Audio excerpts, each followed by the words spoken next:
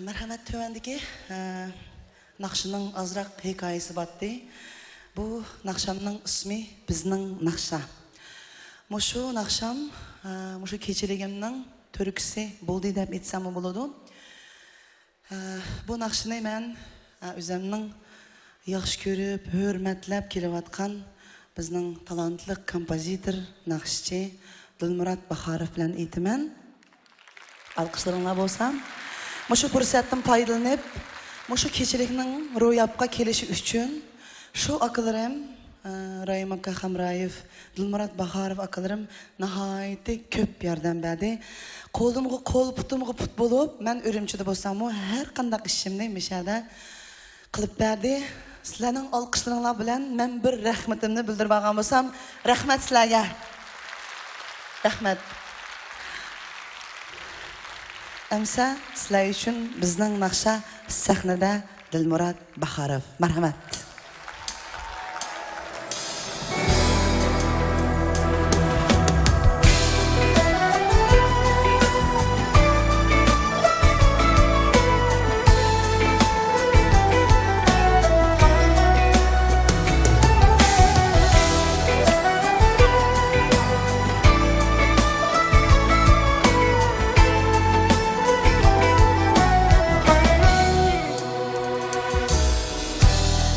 Bir aşık suyman dilimden Nakşamda halkımın izi Öçmestur ben bir kuşman Kanadim Nakşudur ben için her bir sazimiz kıymettir bizge miras kalgan Nakşıda verdur Kademler ötken kadirlen bizning Naqsha hamdin güzeldir yürektin çıkandır aslan azizlan halkimizning acam sazı muqamları dünyada birdur samasılgan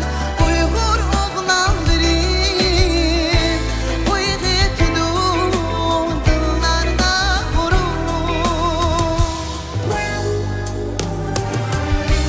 Nereden xalqim isteymen Yollarda sen ilham Gazelni xalqim Tapar men hitlerini Tügümez Nakşamda kadimi Sen üçün elde Oğlum men Bizge miras kalgan Nakşıda bardur kademler ötken Kadirler bizning Naqsha hammaning güzeldir yürektir Çıkandır asla azizden Halkimizning acayip sazı Muqamları dünyada birdir Sana salgan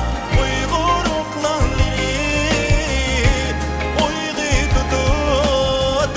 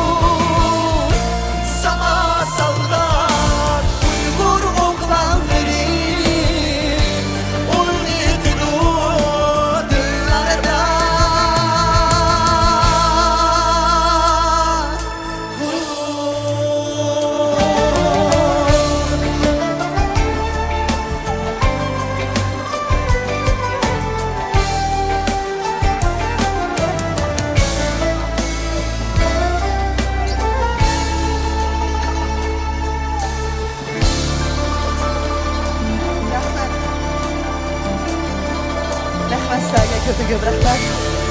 Rahmat qarindoshlar, köp rahmat. Rahmat. Rahmat alqışlarınızga köp rahmat.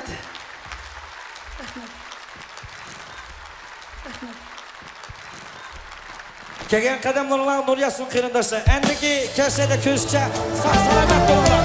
Xayrli qarindoshlar.